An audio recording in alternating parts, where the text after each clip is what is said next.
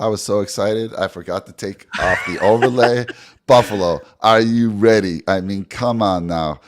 Oh man, so much to talk about last night's game. Absolutely fantastic experience for me. I'll get into all that. Let me introduce you to my guy over here, Mr. Jake Podger. Jake, how are you doing, man? Never been better, Mike. Never been better. I watched the game again. So I watched it now twice, and now I have the condensed replay going on behind me here. So Uh, cheers to you, sir. It is a Friday, and it's noon, so we're good to go. Not that I wouldn't open up a beer if it was earlier anyways. What a way to celebrate a victory. Let's go. Yeah, I know. I'm glad that we both had planned to take Friday off. I just knew I was going to have to. I was at that game, and we didn't get home. We didn't roll into town until 12:30 last night. So 3:30 on the East Coast, but 12:30 our time. But we'll talk about that in a second. First of all, let's talk about this amazing giveaway. We're going back to back with giveaways. Let me throw it over to you to talk about our great sponsor, Gorilla Garage Gear. We'll play a little clip about them, and we're just so happy to have them. So thank you, Gorilla Garage Gear. We're getting a lot of, again, a lot of excitement in the channel again because of this giveaway, and it's because of those great folks. So talk to me about. I don't know if they're okay with me calling them Triple G. It's just easier to say. I love it the first time. It's a great nickname. Triple G. Of course, yeah. Gorilla Garage Gear, just a great company. I stand by them. My parents have used them. They have both a new floor in their garage and a new garage door. They set them up. And actually, I'm going to see if we can get the commercial of that. But Big Al is featured in the garage specialty commercial where they're doing garage doors. So that's kind of fun. So I'm going to see if we can get a hold of that one too, Mike, so we can play it on here eventually. But yeah, no, just a great company. I stand by them. I stand by their product. If you're in the Buffalo area, I mean, you know how our weather is here. You know that concrete can kind of get messed up and cracked and whatnot. And sometimes you just want something nice to walk on in the garage.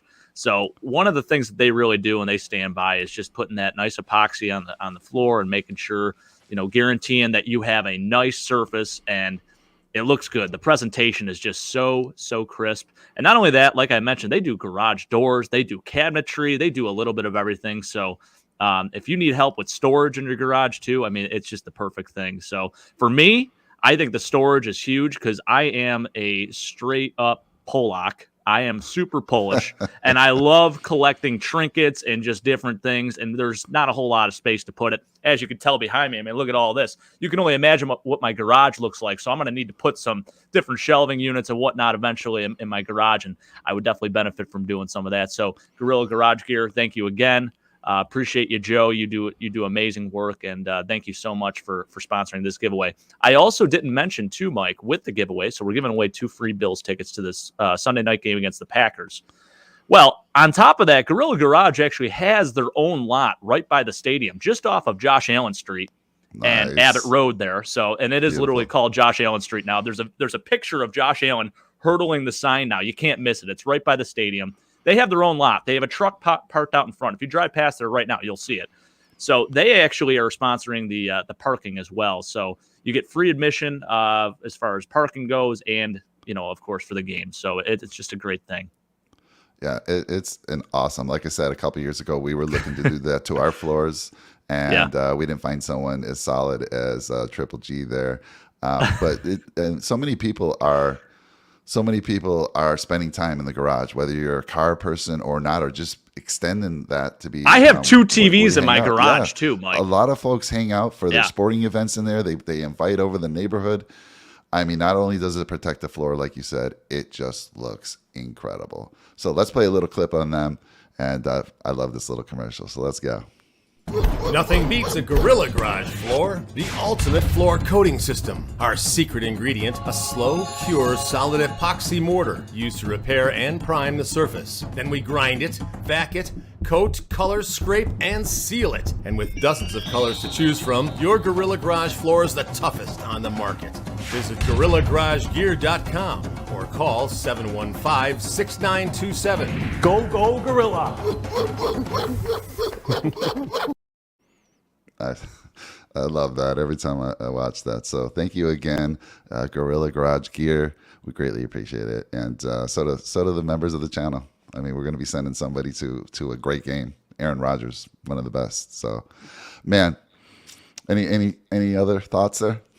Well, I love what my brother-in-law says here. He says, "Got to have something nice to walk on." Couldn't agree more, Zach. You know about me with my presentation. I am a presentation whore, as you will. I've been like, I don't know what's going on with me, but my language lately has I just know the been language. I'm wow. I gotta shocked. chill. I gotta take it easy. I gotta pump the brakes a little bit. Maybe it's the beer in me right now, but also got a little bit of this too. I got some Josh's Jacks. Just went and picked them up from Wegmans. Sean, I picked one up for you, buddy. So I'll be shipping it out to you. Is it wrong to pour the Josh's Jacks and the blue light or the blue together? Is that weird or? I'm sure people are already doing it there in Oh Buffalo yeah. today, this morning. By the way, the description to the video, I haven't added it yet, but the video itself that Jake did that talks about the giveaway and how you get in is pretty straightforward. But go to that video, watch it, because make sure you want to comment on that one as well, because that's how you can get potentially more entries is comment on all our shows, all of them, including the golf shows, including the fantasy football shows. And simply just be a subscriber to the channel, leave a comment, and you potentially can get onto that the final spin, that wheel, where we're going to announce the winner. So all good stuff. So Jake, let's get into it. My voice is a little strained. My little sons, my older son, Brandon and Caleb, our voice is all a little strained today. But let me just tell you about the experience. We left Temecula about 11 a.m. in our time and wanted to make sure we got there plenty early. I don't want to have to worry about stressing out because sometimes the LA traffic, it just takes one accident and you're backed up for hours. And fortunately, we had the green light all the way through. We got there in about 2 hours. We parked in a library lot where it was about 2 miles away from the stadium, and they had shuttles taking you over to the stadium. So we got on that shuttle. Mostly Rams fan on that shuttle, but we had a good showing of Bills fans as well. We all got along. It was super cool. We got over to the stadium roughly around, let's see if we got there at 1. It was roughly around 2:30. We got to the stadium. We got up immediately. We started just looking around. The stadium is absolutely gorgeous. The surrounding of that stadium is absolutely gorgeous. It lived up to, a $6 billion stadium. It was everything that a $6 billion stadium should be. So we took some great pictures. We got in line to get in. They didn't let people in until 3 o'clock. And I got to tell you, man, we left Temecula. It was slightly over 100 degrees. I was expecting it to cool down as we got closer to LA. It did not. It was over 90, probably 94, 95. But in addition to that, humidity like I have never felt in California. It was super humid. So we're out in this heat.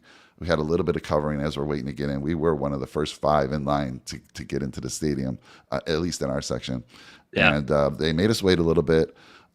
We get in there and we just go explore the stadium. Like we had plenty of time before they were going to do anything before all the events kicked off.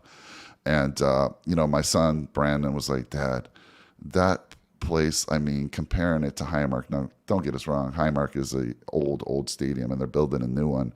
But that stadium was spacious. It had that clean car smell.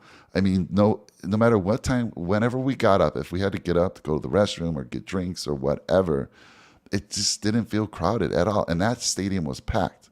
So just space. Words don't do it justice. I have some images and stuff that I'm going to show at another time. I just didn't have time to put it all together. I got some great videos. I'm kind of putting that experience together. But then the Bills Mafia, it felt like a home game. I'm telling you, if I had to guess what the split was, I'd say there was at least 40% Bills Mafia out there. I could be on the low side there, but I don't want to just be a homer and say, yeah, we dominated, we took over the stadium. But I'm sure on TV, you had to hear how loud when the Rams were on offense. You're probably like, wow, that's a lot more noise than normal for an offensive team at home. And that was because the Mafia was representing. So proud to be a Mafia fan. I'm telling you, they traveled well. I even heard Rams fans behind me. I had Bills fans to the right of me, Bills fans to the left of me, behind me. Of course, we were mixing with the Rams fans. But even the Rams fans were like, yeah, I heard the Bills Mafia travels well, but my God, they are loud. So that's amazing. It was impressive. We sat row 1, by the way, I'm sold on row 1. If you can get row 1 in your section, you don't have to worry about anyone in front of you. It was just, and we had a lot more room in the front. So like when people were walking by, we didn't have to like stand up, get out of the way. It was plenty of room for them to exit. And my boys represented. Caleb, we found a jersey for him last minute. I had an old Mario Williams jersey from about, I don't know, one of my friends got it for me years ago, and it fit him perfectly. He looked good in Nice. I put some pictures on social media on Instagram of the three boys. And Jonah's wearing his Bills cap, signed by Isaiah McKenzie, wearing his Stephon Diggs. Both of them score. I told the boys, both Caleb and Jonah, I mean, they are a good luck charm. I took Jonah to see his favorite player, which is Lamar Jackson. I took him to see a Rams game a couple of years ago at their old stadium, and Lamar Jackson they destroyed the Rams. And then, of course, we come to Buffalo last year. We get the win. And then I bring the boys to this game. I'm like, man, if we need a win, I'm bringing you boys to the game because right? Yeah, good luck. And my goodness, little Jonah, 10 years old, he flipped a switch. I mean, I was just loving it, taking so much pride in my little boy. Let's go Buffalo. I mean, whether they were on defense or offense, just going crazy. Rams fans behind him were like, little man, we are so impressed, and as I'm walking around with him in all his gears, Bill's Mafia, like, yes, raising him early, love it. So many fans there. It was electrifying. And I got to say, I was talking to my boys on the way home. There's 3 memorable games for me that I've been to, 3 of them. I've been to a lot of games. The first one comes to mind is in 1980. I was there with my grandfather at Rich Stadium when the Bills broke that 10-year losing streak to the Dolphins. Joe Ferguson, Bob Greasy, just an amazing, and my grandfather, just a guy that, was such a figure in my life and helped me be the person I am. And then I was at the 1989 Cleveland game when we lost. Ronnie Harmon dropped that ball. We traveled to Cleveland, me and a few friends, the night before, slept in a van. It was freezing. It was cold, but we loved it. Almost pulled that game off. I was there. And then the third most memorable game is this one. I mean, and those are in no order, by the way. Being there with my boys, how electric it was. And we're playing against the Super Bowl defending champs. And everyone was saying, why are the Bills favorites? Why are the Bills Super Bowl favorites? Why are we getting this, Rams fans, why are we getting disrespected? We're underdogs at home, and we're the defending champs. Well, you saw why last night. I mean, it was just incredible. I'm out of breath. I'm so excited. Let me throw it to you to talk about a little bit. We're going to get into the defense first, but before we get into all the details, Jake, talk to me about last night's game, man. Your excitement. Just let me throw it to you. Anyone that voted Josh Allen outside of the top 10 on that NFL players top 100 list, it needs to be in jail. That guy I don't think there's any question that he's, the best quarterback in the NFL. What he did last night, the throws he was making, and yeah, he threw 2 interceptions, but gosh, I mean, that is just, it's just what he put on an absolute show. I have no words. I mean, it was just incredible. And the defense, the interior D-line, man, we were talking about that, Mike, and gosh, Von Miller looked incredible. The entire D-line looked incredible. The watching experience at my place was great. I had these TVs going. Obviously, you got to deal with Chris Collinsworth, but he was actually giving Josh Allen some credit, which is great to hear. He usually is all about Tom Brady, and he said something where I think he actually compared him to Tom Brady, and that was like the nicest compliment I've ever heard him give. So pretty fun to listen to there. But just an all around great game. I mean, the fact that we still won by 21, had 4 turnovers is just. I mean, that just goes to show how dominant we were. You take away those 4 turnovers, I mean, that game could have very well been like 51-10. I mean, it was just that good. So, yeah, obviously super pumped, super happy with it. And, yeah, we took down the Super Bowl champs as predicted. Man, I forgot to say that ring, that LED that goes around the stadium. Oh yeah. If you're lower, so they have LED screens on the inside of that ring, so you can see that if you're low. If you're up high, you see the outside. It just takes it to another level. The game, it was just simply incredible. But yeah, I mean, you mentioned that we get off to an amazing start. Well, let's talk with the defense first. We'll get to the offense, but let's start on that defensive line. I'll throw it to you. Let's talk about, I mean, there were so many stars on that defensive line. They obviously, on our pregame show, what did we say? Keys to a Bills victory: pressure, pressure, pressure. Take advantage of that new left tackle. Take advantage of that guard and force some turnovers. And we got Stafford to make 3 mistakes and 3 picks. Incredible. And it happened just like that. We took advantage, and our defensive line was dominating. So I'll throw it to you. Talk to me about the defensive line.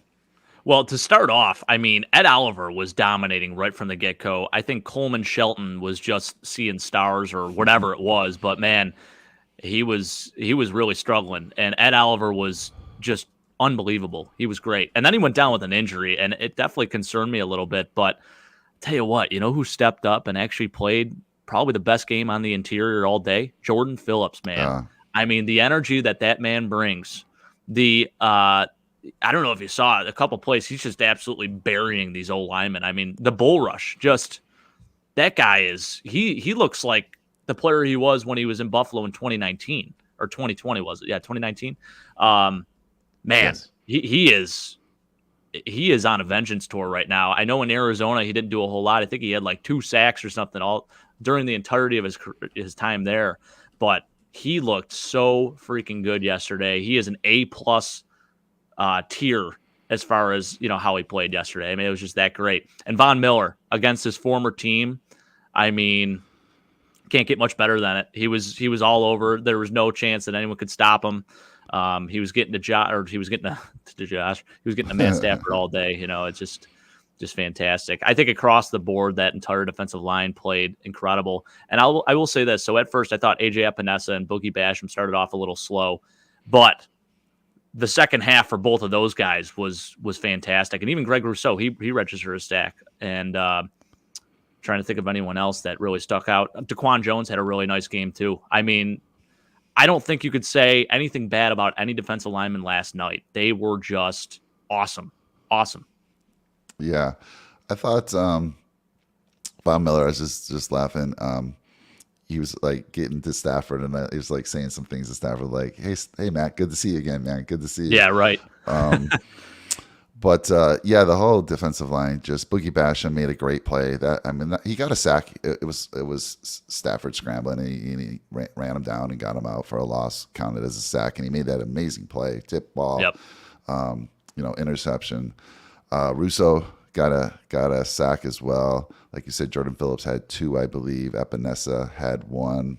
It was everything we had talked about. Like, the hype was there. Like, this defensive team, this line is going to dominate. Now, I'm not saying yet that they are the run stopping. They did great. I didn't expect the Rams. The Rams aren't known for having a great run game, and we'll get a test next week against the Titans, of course. Yeah. What better test to go against to see how much improved you are at stopping the run than against the Titans? But man, everything that we talked about in the pregame came true. And let me go to the channel here a little bit. You know, we had, let's see, Red, White, and Bills was saying, you know, this is true. I want to say something right now about this. Can we stop saying Jalen Ramsey is the best cornerback in the league? I don't know why people keep saying it. He got exposed in the Super Bowl. He got exposed yesterday. And I know somebody's going to say he's got some injury. Something's going to come up to have that excuse. And I know he had shoulder surgery, I think, in the off season. But man, Diggs put him on display yesterday. Absolutely, put him on display. He did. Yeah. And then we got made. It was a perfect rating against him, Mike. Josh Allen had a 158.3 rating, and he actually would have been 7 for 7 in total against him had Stephon Diggs caught that touchdown pass. I got to say something about the well, no, I'm going to wait till we get to the offense. Man, I do not want to lose track here. Let's see. We got Red, White, and Bills out there saying he was predicting 5 sacks. We got 7.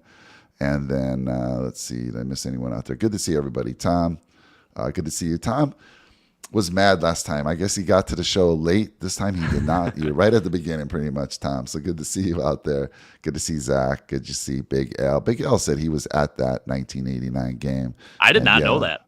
That was incredible. That was an incredible game to be at. So all good stuff. And can't say enough about that defensive line.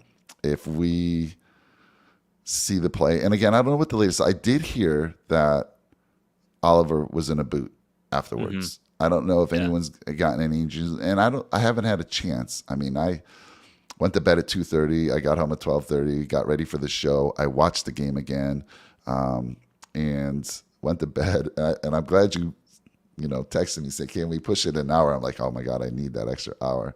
But I haven't had a chance to look to see how healthy did we come out of last night's game. It felt like pretty healthy, but Ed Oliver definitely was in a boot, is what I heard afterwards. And I don't know if there was any other injuries worth noting right now. Are you aware of any? No, I didn't see anything else. I know Reggie Gilliam, he was down for a little bit. I think he came back in the game though. I actually went upstairs. I didn't want to see it, Mike, because that's my guy. I didn't want to see him down on the field there. I thought Reggie Gilliam had a hell of a game too, and I'll get to that in a little bit. But man, I think that's the only other injury there was. Ed Oliver, he came back into the game and then he went back out, and he was just on the sideline. Okay. So yeah. Yeah. Tom was saying, look what Tom says here. He says he heard they make players wear the boot on flights back or something. Even Josh had one on a few years ago over a light injury. That is true. I do think I remember seeing that. Yeah. I did see. I mean, Ed Oliver was asked about it. He says, I'll be all right. He's like, I'll be all right. So it looks like we came out fairly healthy, and we'll probably hear more today on what that looks like. But stellar performance by that defensive line, and we said they were going to need to have that stellar performance to help these. Well, I won't get there yet. Those corners, and they did it. But let's talk about the linebacker play that you saw last night from Edmonds and Milano. I thought Milano was fantastic. Yeah, I was going to say super impressed with Matt Milano. He falls into my A+ tier. Tremaine Edmonds, he had the one play. He had the one high tackle that he stopped. I think it was Darrell Henderson at the line. He had a couple of opportunities to make bigger plays too, and I don't think he really capitalized. I think tackling is just an issue with him for some odd reason. He's always high. He doesn't really seem to finish those tackles. So still, I mean, I'm not going to say he played poorly or anything like that, but I think Matt Milano definitely shined out of the two of them. I thought he played fantastic. Yeah, I don't have the stats up. Did Edmonds have any tackles for losses? I don't know if they registered the one as a TFL, but yeah, I think he had 7 tackles in total. So I was watching him closely. First of all, he's big and athletic, but he looked smaller. I don't know what it was. Maybe because they don't wear those big shoulder pads anymore. But I did see him. The problem I saw with him, he's just on a run play. He's down the field too far, and it's like I don't know what the deal is there. He just again, I don't think he played bad by any means. No, I don't think so either. But, again, his contract year with that line, what that defensive line was doing, should have allowed him, in my opinion, to do a little bit more. But Milano was fantastic, and again, it's hard to complain about any position on the Bills when they shut down the Super Bowl champs and held them to 10 points. My goodness. So, I mean, again, we'll see. I feel Edmonds will be fine, but again, I felt there, like you said, there was a few opportunities for him to make some additional plays. And by the way, he had 7 solo tackles, 3 assisted tackles, so 10 total on the day, that's great. And then Matt Milano had 7 total tackles too. Are you showing any tackle for losses? Because if you're on ESPN, they will show that. I do not see it. I'm on NFL.com, no TFL, so I don't think they registered the one because it was right at the line of scrimmage. So okay, all right, good. Yeah. All right, excellent. So then let's get into where I was most impressed, but where we have a little bit of a conversation. It wasn't Kaiir Elam who started. It was Christian Benford who started. Yeah. Now they did. It was about a 55-45 split. So Kaiir was out there. But what do you make about?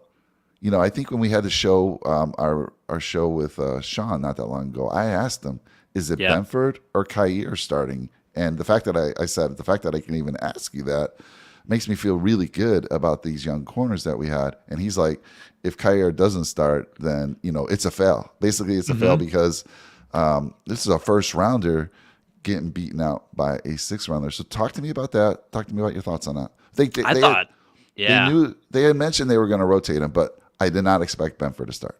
No, I didn't either. I was very shocked by that. And I think actually out of the two, Christian Benford definitely looked better and just looked more comfortable out there. He had a couple of moments. There were a couple like welcome to the NFL moments where he thought he had some help in the back. I think it was a Cooper Kupp play. But I really thought he held his own yesterday. He did awesome. He really did. And Kyer Elam, I think he's got some growing to do.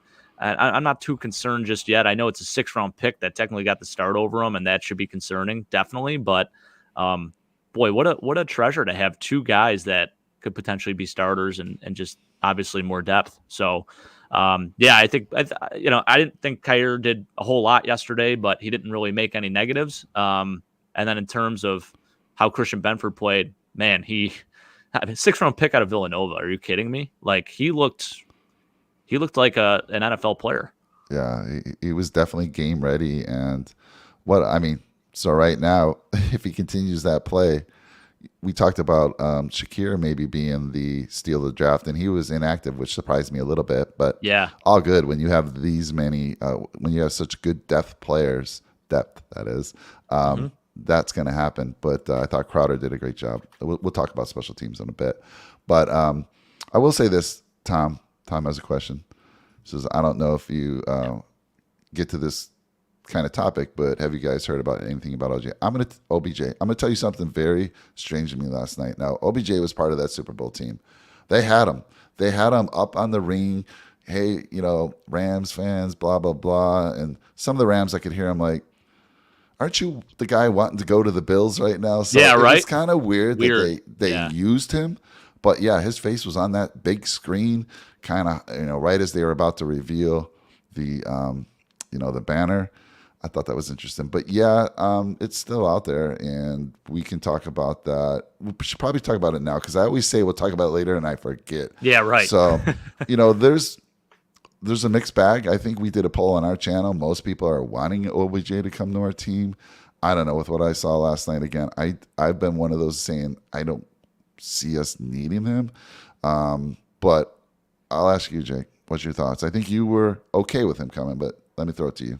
Yeah, obviously okay with more talent on our team, and bringing in a guy like that is, you can't really put a price on it, of course. But, man, who really needs him more is the Rams. Like, they are so thin at receiver right now. You saw it yesterday. Allen Robinson, what a disappointment from him. Yep. He had 2 targets last night, Mike. Like, that is a guy that I thought would go off, and Cooper Kupp would be sort of more held in check because maybe he'd be doubled or whatever.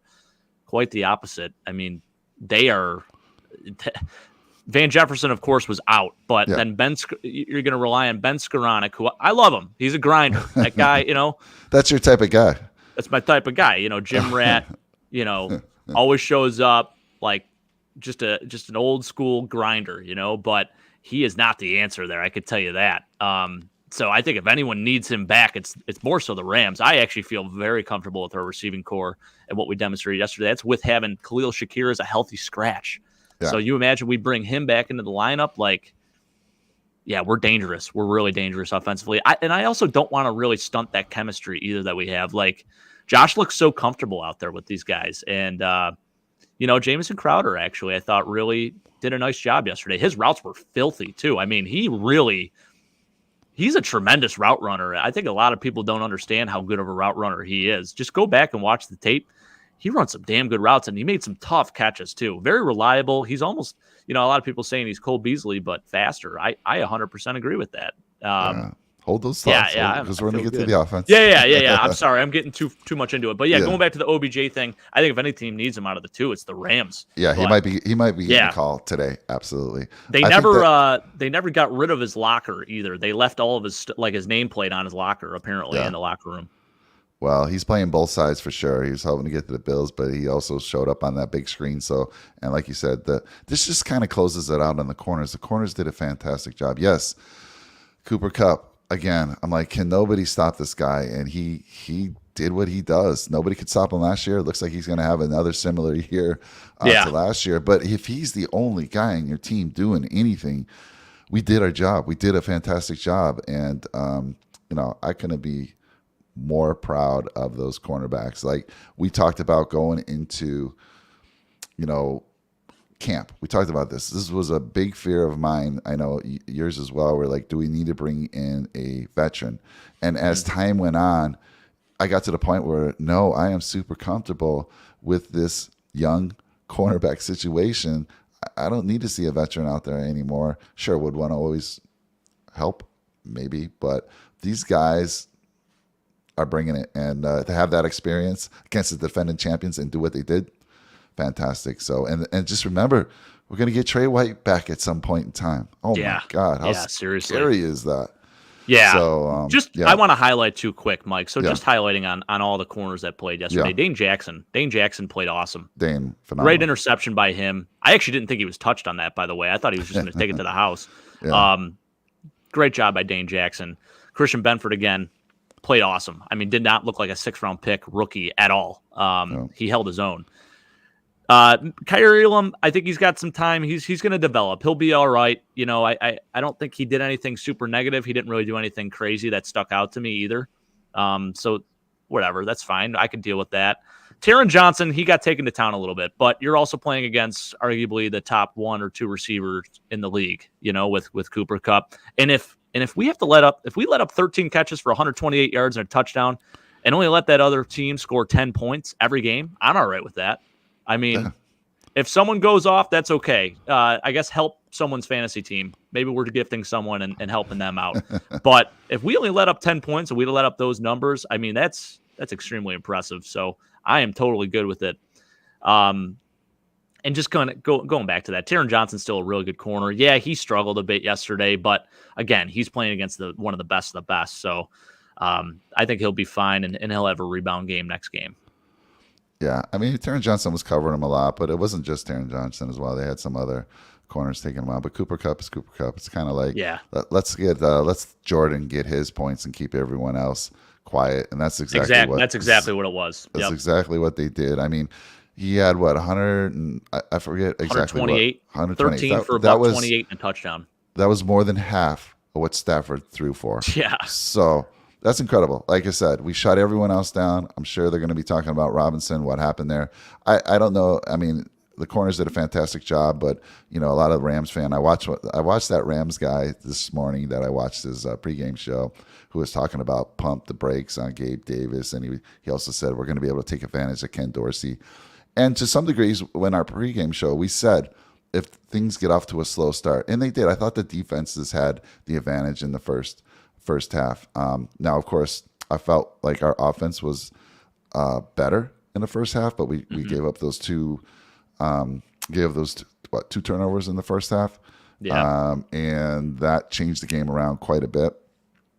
But yeah, fantastic job by the corners. So let's move on to these amazing safeties that we have. Jordan Poyer, Micah Hyde, Jordan Poyer getting a big INT in that game. And I think you were saying like he's a guy on a mission to get paid. Whether he does or not, I don't know quite yet. But fantastic game. So let me throw it to you about those safeties.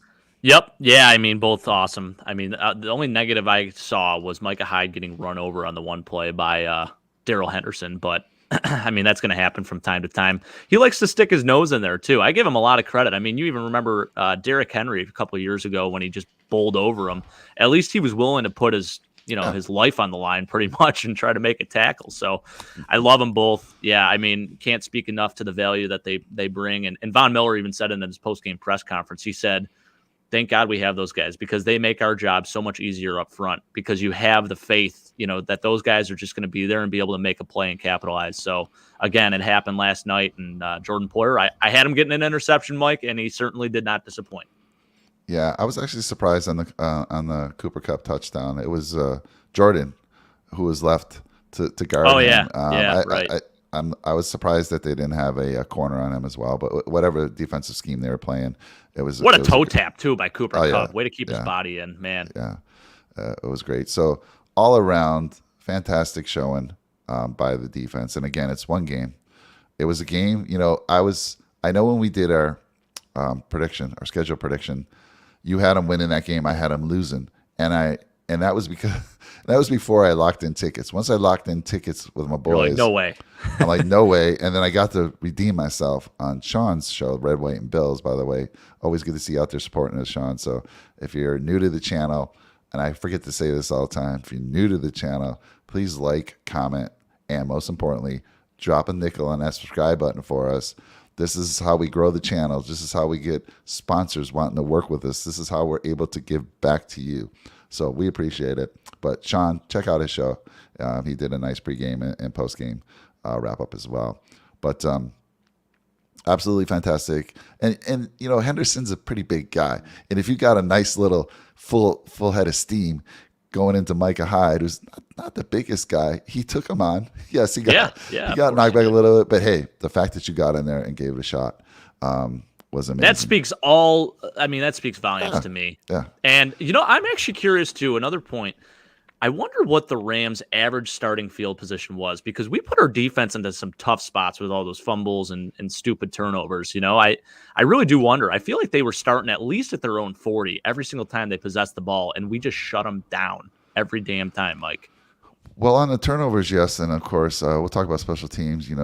Tyler Bass had that one botched kickoff, gave him, on the 40-yard line, first down. But otherwise, and again, I'll wait to the special teams, but I thought the special teams did very, very well on coverage. So let's switch it over to the offensive side of the ball, which, again, we'll start with the O-line. Let me throw it to you. Yeah, offensive line. I thought the left side and Mitch Morse played a flawless game nearly. Roger Saffold got flagged on one play, I believe, but they were awesome. And taking on a guy like Aaron Donald, who is still going to eat no matter what. I mean, the guy's the best defensive player in the league.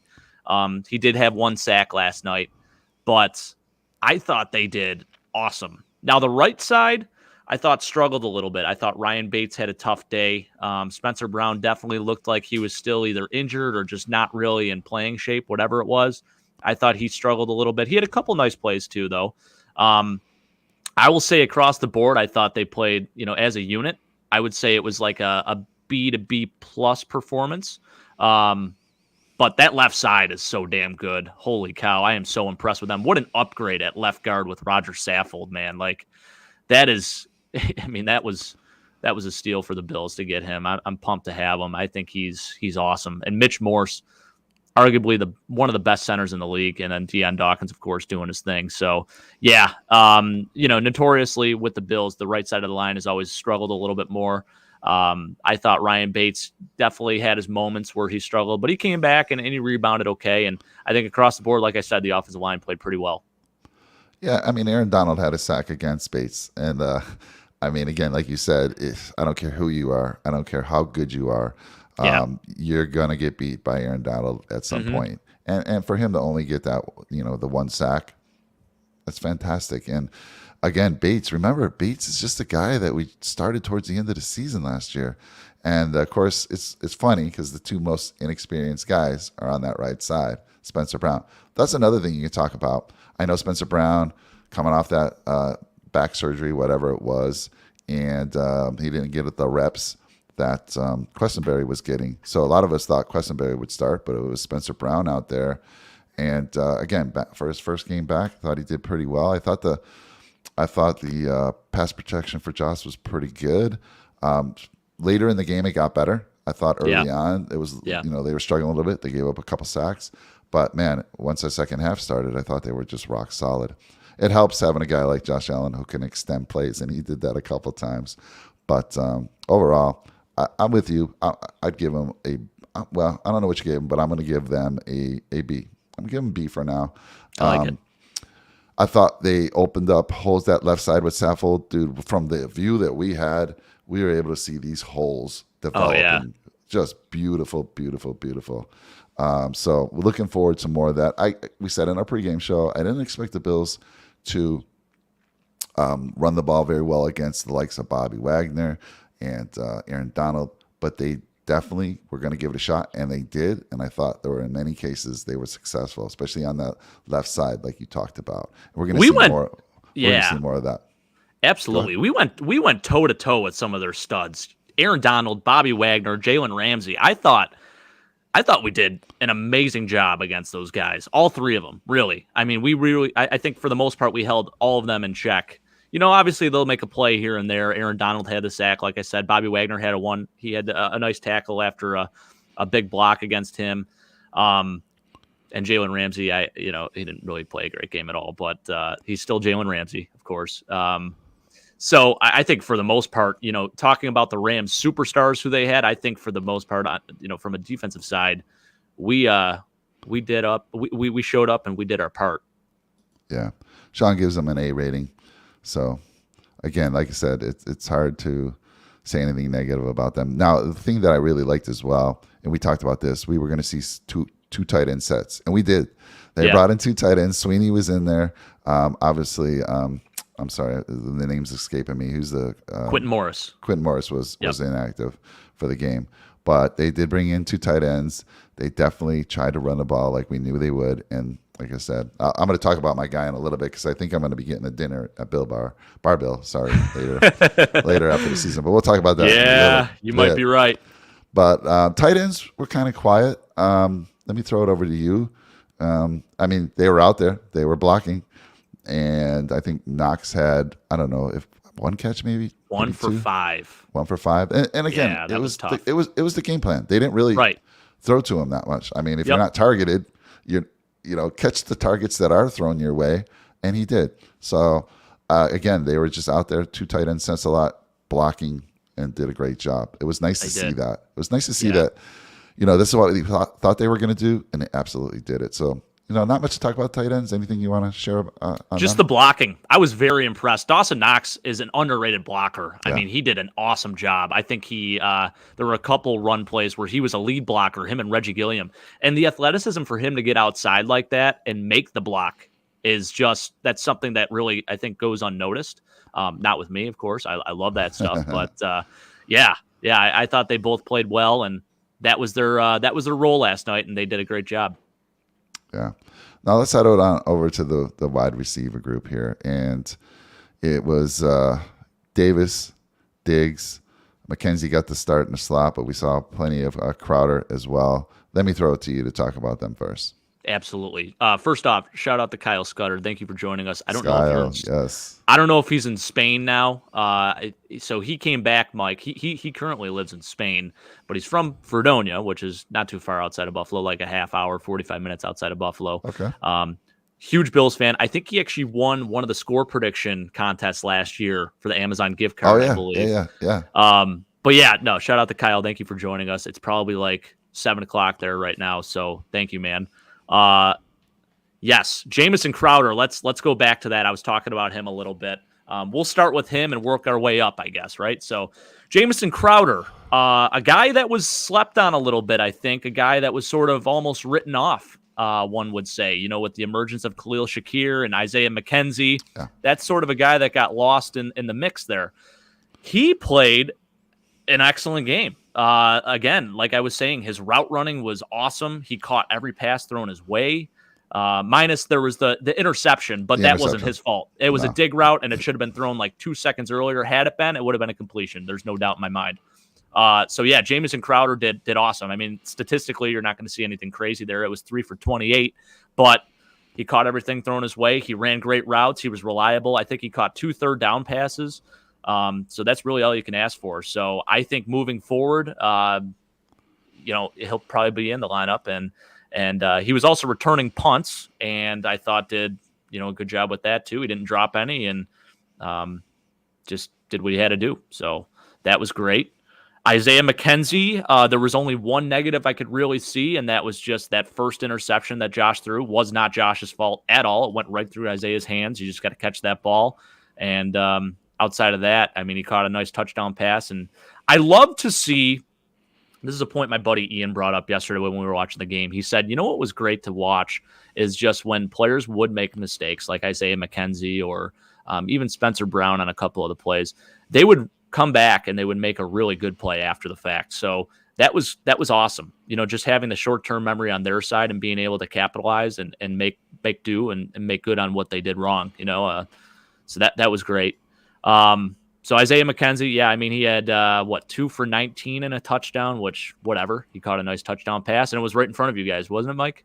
It was in your end zone? That one was on the other end. That was the other end. Okay, you were saying, was the Diggs touchdown in your end zone? The Diggs touchdown was right on our end. And so was the Josh Allen touchdown that he ran. Oh, in, nice, and, where he reached it over. And the Gabe Davis catch down there at the 5 yard line. Yeah, that was on our side. It was wonderful. But Nice. That's cool.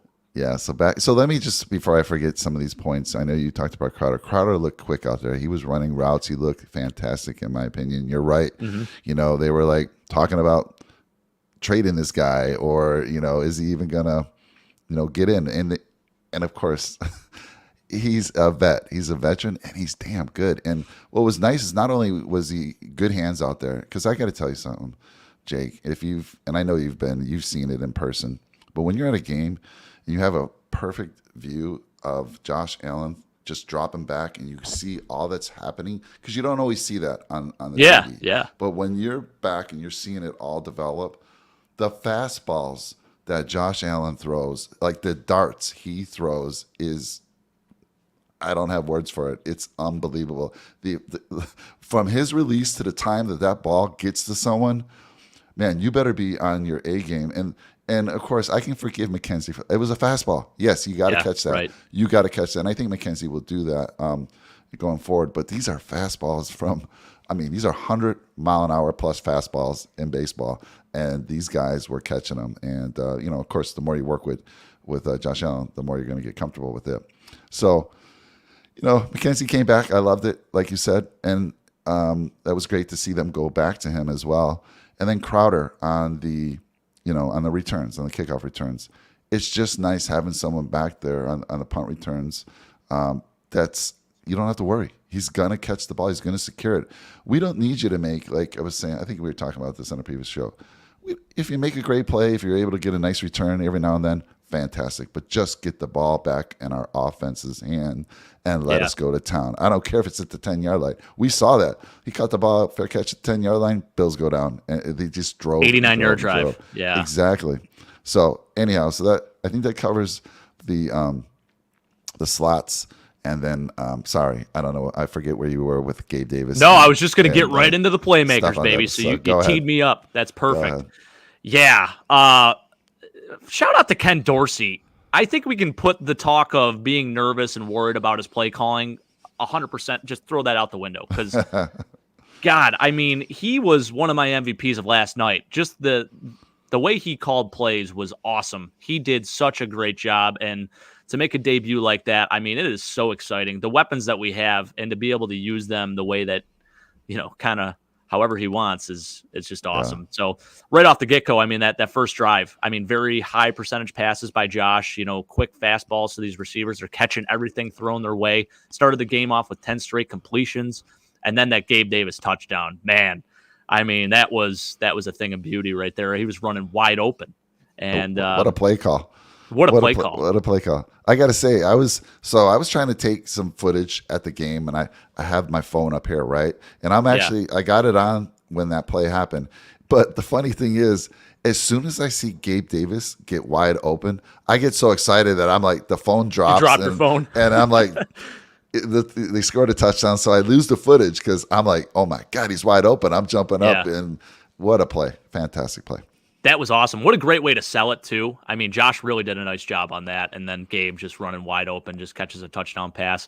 He had a nice 47-yard catch, too, later on in the game. 4 for 88 and a touchdown. Really great game by him. I said he's going to have over 100 yards. I think he could have if we wouldn't have ran so much towards the end of the game there. And if we weren't up by so many points, I think he very well could have had over 100 yards easily. And, yeah, he's going to be a problem, man. I think your Rams podcast guy can start eating crow right now, because Gabe Davis is the real deal. No doubt in my mind. To his credit, he did eat crow. He talked about that. He talked about all the points he said. He said, obviously, had no impact. I was totally wrong there. And so he did eat crow on that one for sure.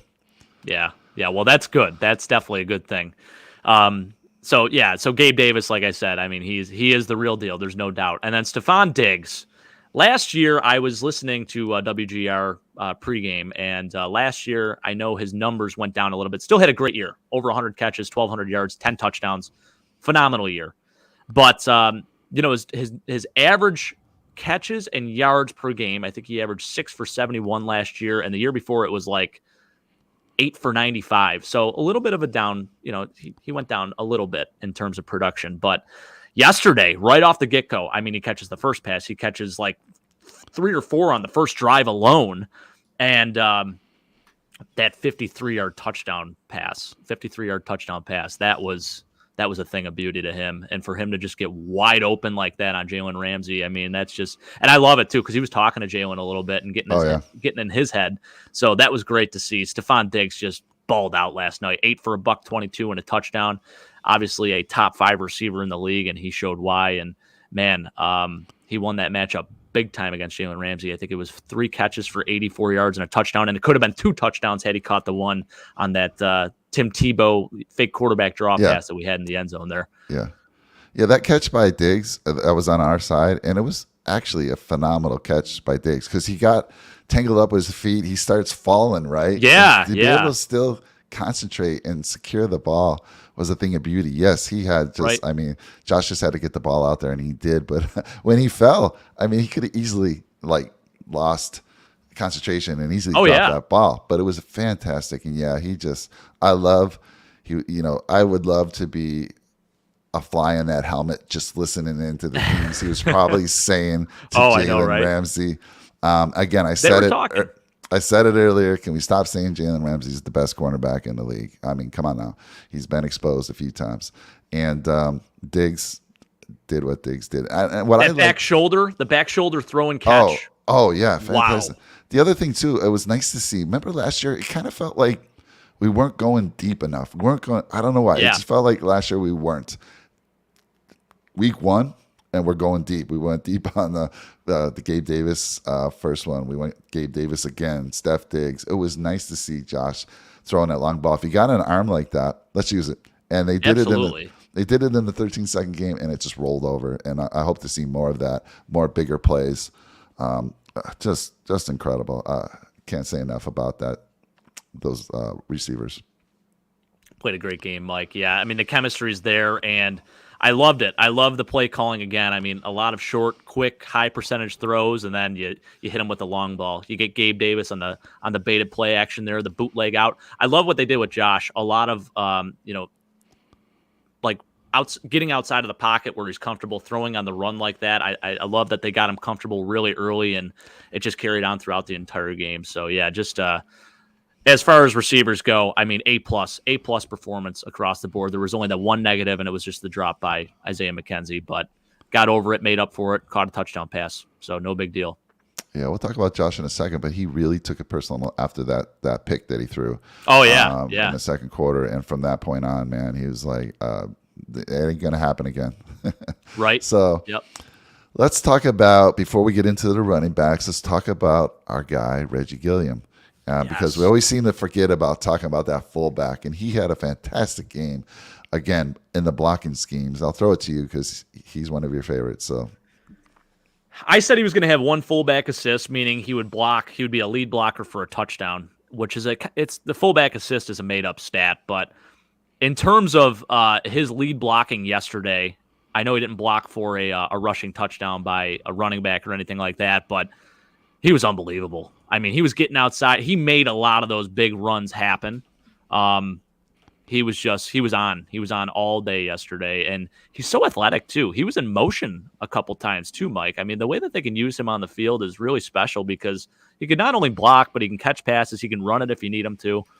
I think out of the that running back, fullback room, Reggie Gilliam and Devin Singletary are right at the top, and Reggie made it happen. So I think he's okay. I know he went down with an injury kind of late in the game there, and that's where I was like, I'm not going to even watch this because if my fullback goes down, I mean, you know how I feel about the fullback position, Mike. I freaking love it. So, he was fantastic. A+ performance, no doubt in my mind. Yeah, he walked off under his own power, which was good to see. Yeah. At the game. And yeah, I mean, again, I saw him just, the blocking was fantastic. And it's great to have a versatile guy that drop him back into fullback position, put him in the tight end so we can go into those 2 tight end sets. Amazing game by him. And he's a special team guy, right? Is he out there in special teams? Yeah, he plays specials. You know what? He is as much of a Mike Sellers. I don't know if you know a guy, Mike Sellers. He played with the Washington R-Words back in the day. And he was a Pro Bowl fullback and a guy that was sort of used as like that H-back. Chris Cooley was on the team too, so they used both of them there. But he reminds me of that. He reminds me of Mike Sellers, like that tight end fullback combination, which is, just a great thing to have. And a lot of people kind of eye roll at the fullback position, but yesterday Reggie Gilliam was super important on a lot of those Devin Singletary and Zach Moss runs, and even Josh Allen runs. So, yeah, great job by him. Yes. All right. So let's get into the running back situation here. And I'm telling you, Jake and I have an ongoing bet for the season. Which running back will have more total yardage, Singletary or James Cook? And I got to tell you, James Cook, his one carry for a fumble, I don't think he saw the field the rest of the game. McDermott's like, no, we cannot afford this. Rookie, take a seat. And it was Singletary and Moss the rest of the game. And so I'm thinking it's easy money. But let's start with Motor. I'm going to talk about Motor because he's my guy. He's going to bring home this great dinner I'm going to get from Jake in late December. And, it's going to be at the Bar Bill having an amazing dinner. But Singletary, my goodness, kept running again on that left side where he did most of the damage. That left side, we talked about that earlier, doing a fantastic job opening holes. And whenever he ran the ball, you would not think this guy is as small as he is. He runs hard. Anytime he takes a tackle, he gets additional yardage. This is the reason why he's called Motor. His motor never stops. And just a great game by him. I'm not bringing up the stats here right now, but I'm pretty sure he was, if you looked at yards per carry, he led the team. I know Josh was the overall rusher for the game, had the most rushing yardage, but keep giving that ball to Singletary, his numbers would have been fantastic. Oh, yeah. I don't know if you have those numbers in front of you, but 8 for 48. He averaged 6 yards a carry. Six yards a carry. Come on now. Yeah. Come on. And I would love to have seen later in that game when we were up by 21, why is Josh Allen running the ball? I don't know. He was still running the ball. Although my son, I was up there. My son was funny. He's like, let's get 40 on him. Let's drop 40 on him. Let's go. My little 10-year-old saying this. I'm like, oh my God, you're making you're making your father so proud right now. I words can't even say how proud he was making me. But Singletary, fantastic job. What's your thoughts on Singletary? You still feeling good about your bet is what I guess what I'm going to say. No, first game of the season, Mike, so we'll see in due time here. But, clear-cut leader in that running back room is Devin Singletary with the way he played yesterday. He was flawless. He was so damn good. He ran hard. He was taking guys on his back with him and picked up right where he left off last year. So, yeah, it was great to see. I do like the guy a lot, don't get me wrong. I think James Cook is going to learn. Obviously, he fumbled on his first carry.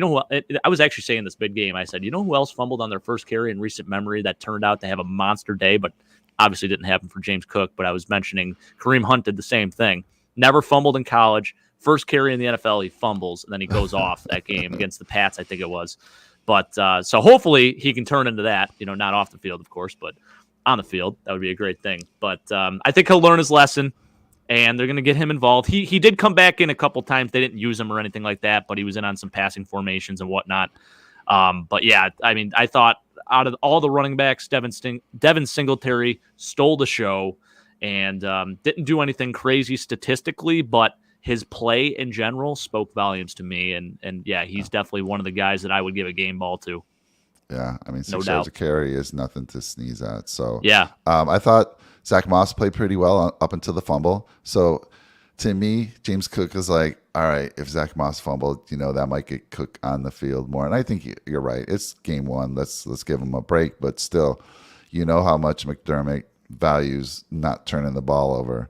Yep. We saw this with McKenzie last year when he basically was made inactive for a couple games because he was struggling with securing the ball on kick returns.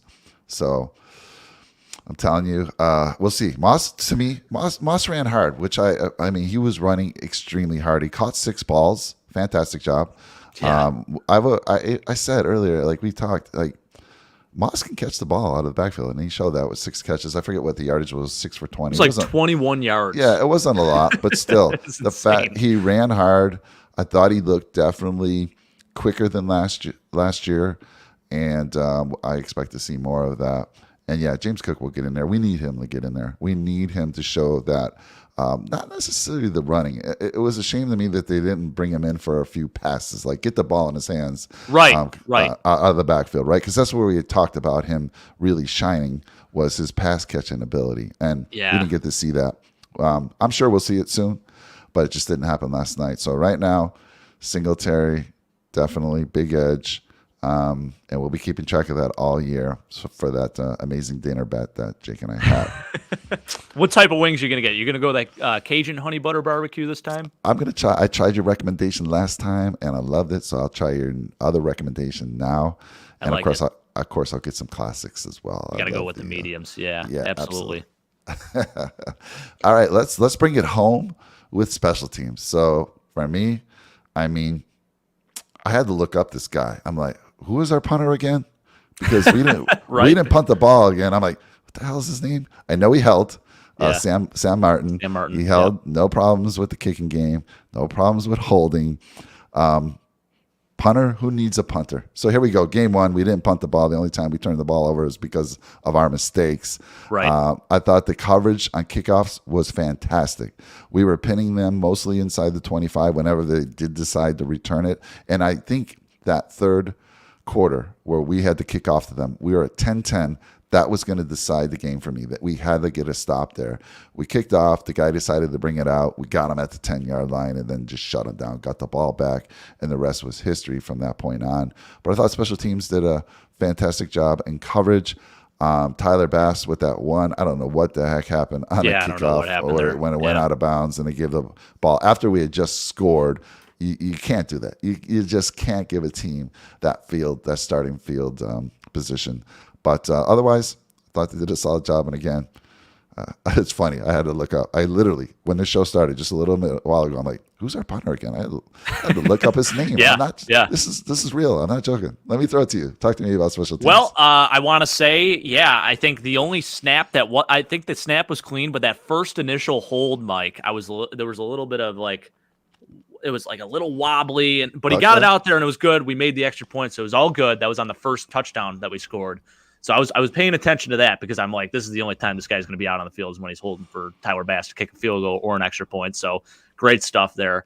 Yeah, I mean, we're making such a fuss over it, right? You know, Matt Ariza, the whole thing happens with him, and now it's like we got to find a punter. And we actually upgraded the position, and of course, we don't even need to really use him. So hopefully we keep him on the bench for the rest of the year. He can get a nice paycheck and hopefully win a ring. So shout out to Sam Martin. Thanks for showing up. Yeah, right. Holding's important, Jake. You always say that. It is. You were so worried about the holder this year. So I think that's kind of a wrap on that game. I just felt, going into the defending Super Bowl champs house, and I kept it professional. I kept it classy. You know, the Rams thing when you're at a game there is whose house? Rams house, and that's what the fans say back. Yeah, you know, there's a DJ who says, whose house? Rams house. I wanted so badly to be like, whose house? Bill's house. I think you texted me that, didn't you? I wanted to say, I wanted so badly. I'm like, nah, these fans, again, I give a lot of credit to the Rams fans. They were super polite to us, and I didn't see any issues with fans, and that's how it should be.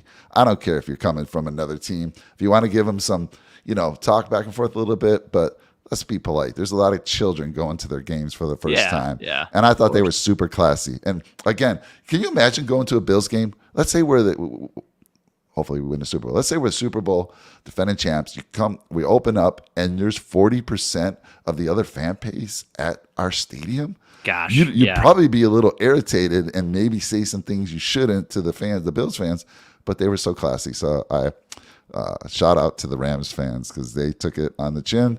And they were super, afterwards they're like, congrats, you guys deserve it. I mean, we took it. And again, I told you, the guy behind me was like, I had heard Bill's Mafia traveled so well, but these people are loud. Oh my God. We're flying coast to coast here too. Like a lot of those people are from Buffalo that flew out there. I know a lot of people that flew like either day of or day before. And yeah. I got a couple cool pictures. I met some folks, again, asking them. Most of them that I met grew up in Buffalo. Yeah, so there was a few that had transplanted out here to California like I did. Right. I came out here because of work. But yeah, A lot of them were out here. Some of them were in Denver. I met a couple right behind us that were. This guy, he was loud from the beginning before the game even started. His girlfriend was into it as well, but he was just okay. crazy. I thought she was one of those where she's like, settle down, like no, no. She was cool into about it too. That's but great. her boyfriend or husband, I don't know what it was, and that guy was loving Jonah. He every time when there was a big play, he was like 3 seats over. He'd come over, fist bump Jonah, Nice. And like I said, the Rams guy behind me was very cool, very nice guy. That's good. And he was talking to Jonah the whole game, dude. I love it. This is, I want every 10-year-old to be bringing the heat like your son did. And I'm like, that's my boy. And awesome. Caleb loved it. I mean, Caleb came there. Again, I found him a Mario Williams jersey. He repped it well. He saw some celebrities on the big screen, some couple rappers that he loved. Dr. Dre was there. And there was another one. And Caleb's like, oh my God, I love you. Like he's saying this to this rapper. I forget the guy's name. And then Brandon brought the heat as well. So all good stuff. I love it. Yeah, I heard Brandon. I saw some of his Instagram stories, and he was screaming the entire time. So yeah, I'm sure his voice is just shot right now. But my buddy Kyle saying that he flew out of Buffalo on Tuesday. He was going back to Spain, like I said, and he said the airport was already packed with people flying to the game. Bills gear everywhere. That's awesome. I love it. Yeah, it was. I saw there was a dance off or something too to get like an upgraded seat too. Did you see that, Mike? There's a video going around of someone doing the worm in Bills gear. I didn't see that. And they were playing the shout song at the Buffalo airport. Okay, I mean, it was just okay. Let me bring this up real quick. So at some point during the game, the DJ put up on the screen, "What song do you want us to play?" wow. The shout song was one of the options. Now it wasn't the Bills shout song. They end up playing it. They played it in the second half, the shout song. I was like, all right, it wasn't the version that we have, but it was the normal version. And of course, us Bills fans are getting into it. We're saying our own words that we're used to. And I thought they were going to okay, are they going to trick us here? Are they going to say something, put a twist on it that makes us look bad? They didn't. They didn't play the whole song. But I was like, why the heck is the shout song playing? I don't know if you had to text. I think there was maybe I'm wrong, but there were 3 options, and I don't know how they decided on that. Maybe it was the Bills Mafia. If it was a texting thing, the Bills Mafia was probably texting away. Let's play the shout song. Oh, you ain't kidding. Yeah. And they played it. Who does that? That is hilarious. I was shocked about that. I guess they got to sell tickets somehow, and they probably saw how well the Bills fan base traveled. So they're like, if we ever have another game here, we got to make sure we appease the Bills fans because, like you said, it was 60-40. And listen, I have so much respect for the actual diehard fans of the Rams, the guys that grew up, watching the Rams and really know their stuff and are into it. And I feel bad for them because they don't really have, and I'll say this, I'll 100% back this just from what I've heard in media reports and from what you can see on the screen and everything. Yeah, I feel bad for them. They don't really have that type of fan base. They don't have the loyalty, and I feel like it's tough because you're in LA, so you don't really have the homers and the people that are stuck there. Most of the people are transplants, so I feel like there's a lot of other fans living in LA right now. So it's a tough situation, but that is unbelievable that they played the shout song. That's just great. That's funny. Wow. Yeah, it's same with the Chargers. The Chargers, I've been to plenty of games. Got free tickets from someone at the office and went to see them, saw them play the Bills. And no matter who they're playing, usually it's more jerseys for the other team. So that's just something that, like you said, because I couldn't even imagine. Yeah, because of the transplants there. I will say this. Let me throw this out there. A few things I learned. Okay, we bought our tickets. We had to buy our tickets about a couple months ago. My son had to make plans to fly out here.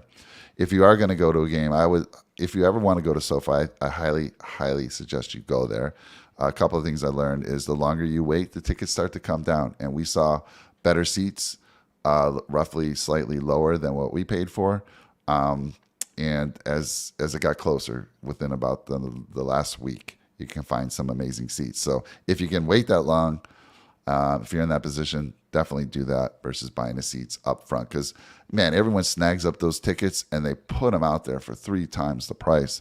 And a lot of people are coming, like you said, from the East Coast, from all over the country. They have to plan, so they have to lock in those tickets early on, unfortunately, and they don't get the best deals. I love their seats. I think we picked great, fantastic seats. Row 1 will always be the section. I'm always looking for a row 1 now, no matter where I sit.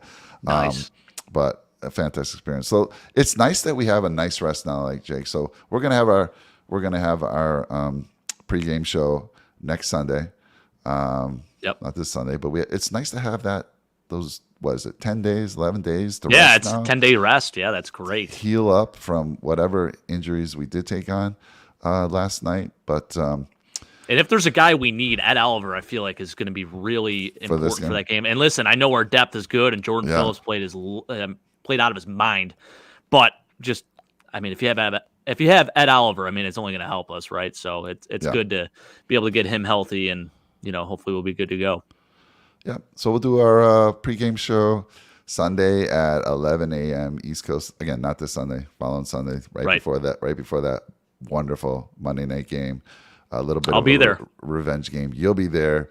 Our winner will be there. Ryan Ryline will be there as well. Yep. And you know where those seats are. So just walk. If you get an opportunity to walk down to the section, and maybe, I don't know if Ryan gives them away or he uses them. I think he's going to use them for sure. He was super excited. Be great for you to go meet him. But I will. That's kind of it. Way to kick off the season. It was it's nice when you live up to the hype that everyone's bringing. All the hype is like, oh my God, we were also favorites coming out of the gate last year, and we fell on our face opening game in Buffalo against the Steelers. So I was like, oh my God, don't let this happen again. And they didn't. These guys were ready. McDermott had them ready. They were fired up, and they did what we hoped they would do. And they actually outshined my expectations for that game against the Rams. I really did think it would be a lot closer, and it was at halftime. But once they got their stuff together and Josh took over, we didn't even talk about the big Josh Allen stiff arm. We forgot about that. I don't know how. I mean, should be the thumbnail. I should have. I was looking. I just didn't have time. That's okay. I saw somebody have it, and who knows? I can go update the thumbnail. I got 11 days. I got 11 days, so I'll find that picture and I will update the thumbnail. But what? I mean, I don't know who that guy was. It's going to be like who was the guy that Nick Henry Scott stiff armed? Josh Norman. Justin, you always see him now, right? Anytime we play him, this guy's going to be. Unfortunately, he's going to be on Josh Allen highlight reels. Oh, I know. That was crazy, man. And he's laughing the entire time, which is hilarious. I heard a caller. I was listening to WGR this morning. Caller calls in, and he's all upset. He's like, there should have been some taunting penalties thrown our way. I'm like, dude, what? Like, have you ever played a sport or anything competitive in your life? Like, first off, we got Jalen Ramsey still talking trash, still probably thinking Josh Allen's trash. You have probably some other players on that defense talking trash. The receivers, which I love, they're backing up Josh. They're talking trash back to Jalen Ramsey. And then Josh stiff arming, just absolutely just making this guy super irrelevant, just throwing him out of the way. I mean, that's hilarious. Why wouldn't you be laughing? It reminds me of Hines Ward used to laugh when he would play in games, and everyone thought he was an absolute psychopath.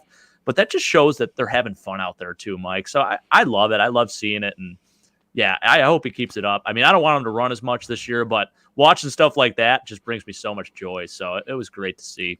I always feel like Josh has like a game plan. He's like, look, I've already hurdled guys a couple times now. That's maybe a highlight reel. Maybe that's getting a little old. What can I do next? And he's like, I'm going to go out there and I'm going to stiff arm somebody. Yeah. And it's going to be the talk of the town. And he did just that last night. It was amazing. But yeah, again, a little over an hour. Again, get into the Gorilla Garage Gear giveaway for our tickets to the Packer game. It's a Sunday night game. Yep. Was it October 30th? Yeah, day before Halloween. I mean, a lot of stuff going on. It'd be a nice, crisp night, Buffalo weather, so be prepared. But that crowd, you already know they're going to show up. It's going to be an absolute electric factory.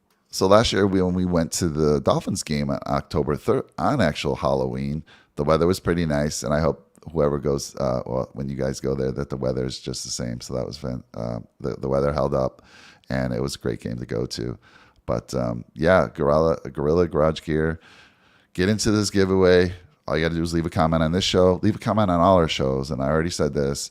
It's whether it's the football show, the fantasy football, the golf show, our shows, they're all eligible. Just leave comments. Go to the original video that Jake put out there a few days ago, and also because he talks about the giveaway as well. But you want to put comments there because that particular video is where we're going to pick the most. Yeah, we're gonna comment. Right? We're gonna take some from that. Yeah, I sort of mismentioned it a little bit, Mike. I said starting the 7th with our first video, but yeah, make sure you comment on the giveaway video too because we'll take the most majority of the comments from that video, and you'll Yeah. be able to get on the wheel from that too. So Yeah, absolutely. we picked 9 people to get on the wheel from that particular show. All our other shows, we picked 3, and Yep. then there are some mandatory. Like, watch our shows, because we were debuting the giveaway on our pregame show, and we had it where if we could stump. If Jake could get the answer to a trivia question, for those that were still in the channel, they were going to get a guaranteed spot on the wheel. And Jake came through.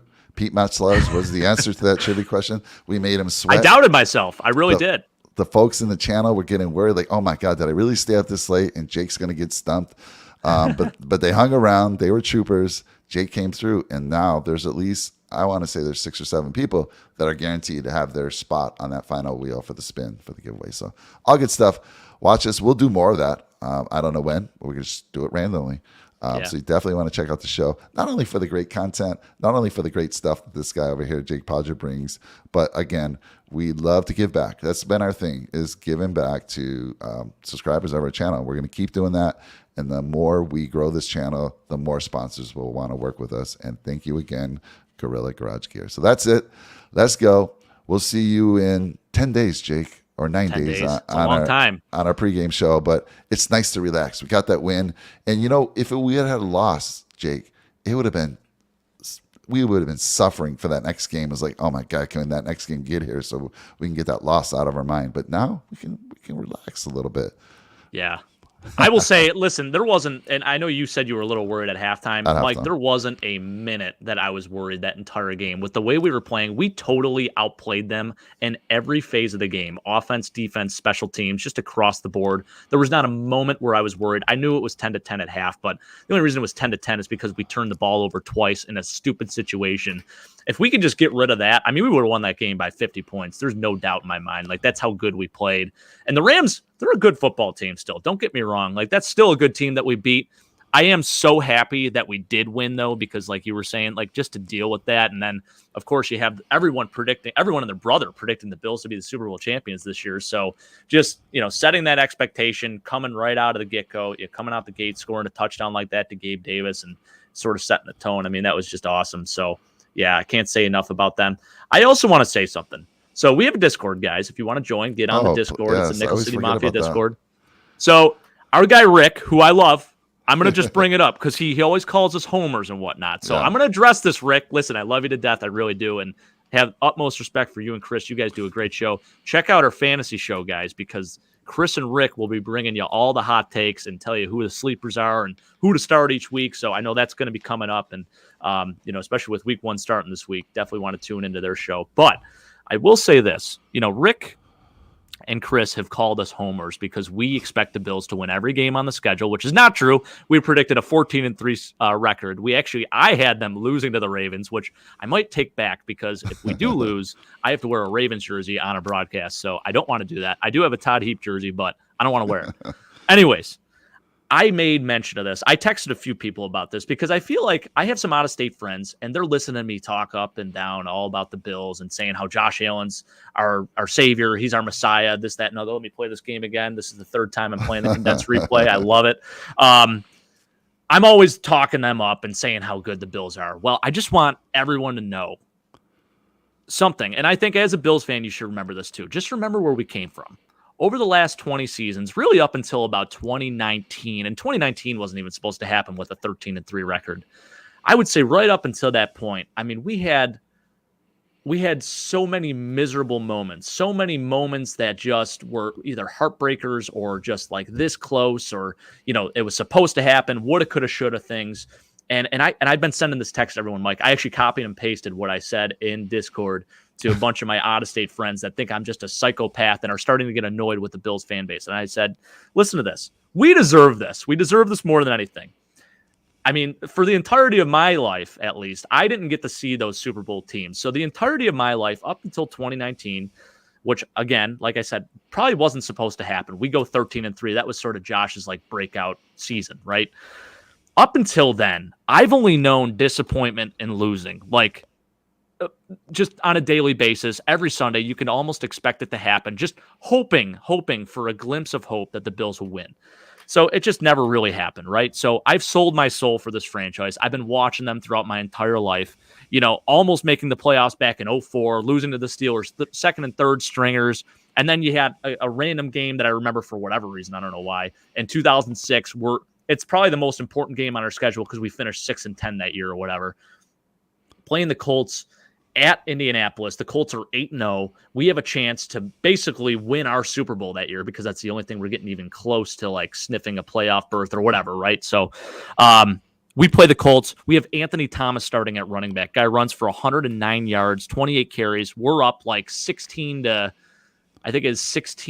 10 at that point, and we're sitting pretty. J.P. Lossman, I think, threw for 83 yards. Lee Evans has 70 of those yards.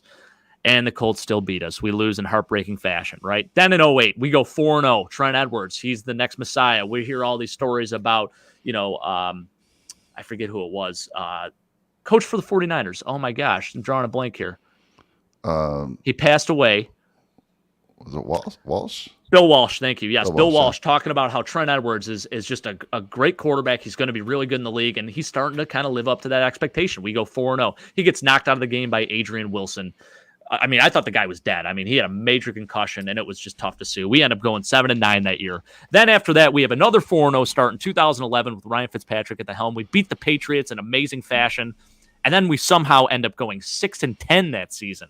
And then on top of that, we've gone through 17 total different starting quarterbacks since Jim Kelly to get to Josh Allen. And the Matt Castle thing, I don't really count that. Yeah, there's the one stat where Matt Castle technically was on the field for the first play, so he got the start.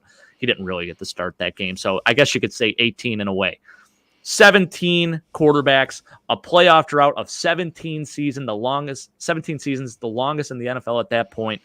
And then on top of that, that's right after the Music City Miracle happened. So it's just more salt in the wound, right? So I'm remembering all of this. And that's why I'm so passionate and so pumped up. Like, it feels so good to be in like an elite status. It feels so good to actually have a franchise quarterback and a team that is well run. I also mentioned the GMs that we've gone through over the years, Mike, Tom Donahoe, Who else? Russ Brandon, Buddy Nix, Doug Whaley. And then for coaches, Greg Williams, Mike Mularkey, Dick Duran, Chan Gailey, Doug Marone, Rex Ryan. I mean, all just tremendous failures. Sure, we had our moments, but just never could get us there, right? Now we have Sean McDermott, Brandon Beane, and Josh Allen.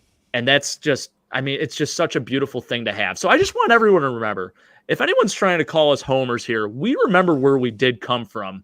Mike has seen 4 straight Super Bowl losses. So listen, we deserve this. And I do feel like the Bills can win every game on their schedule this year, and I am super pumped about it, and I think everyone else should be too. And it's just a great thing, and I'm going to leave it at that. Go Bills, baby. I'm super pumped for this next game. Cannot wait, and that's about it for me, Mike. I always love your passion, man. I love your passion, and you know, as a fan, as a homer, if you want to call it, yes, I think we always going to expect. I mean, realistically, this team, everyone in the world thinks they're going to win a Super Bowl. Will they win it? I don't know. We've been through so many disappointments, but we're off to a great start. And we did have 3 losses on that schedule. Maybe a little bit of stretch. I don't know, but it's not out of the realm of possibility at all. Yeah. I mean, we could even do better than that. So, yeah, I love it. By the way, I always forget that. Thank you for bringing it up. We have a Discord channel. And I forgot because I was rushing for the show. I will put the links in the description of this video. Join our Discord because we have 3 threads there. We have the Bills. We want to meet and talk to the Bills Mafia. We have a fantasy football one, like Jake said. Rick and Chris, they're going to help you win your league. No matter what type of league it is, get over to the Discord. They will take your questions right there. They'll take your questions live on their show. But, man, the best way to get information real time from them is get on the Discord. And, of course, we have the golf show, which Rick and Tony do, and that's fantastic. They've had some success there, and I love watching them, sweat it out when cut day comes on Friday, and they give you some great information if you're into DK, DraftKings, or golf betting. Anyhow, we went a little longer than normal, but I love it. Fantastic. I had to be long-winded there. I had to get that off my chest.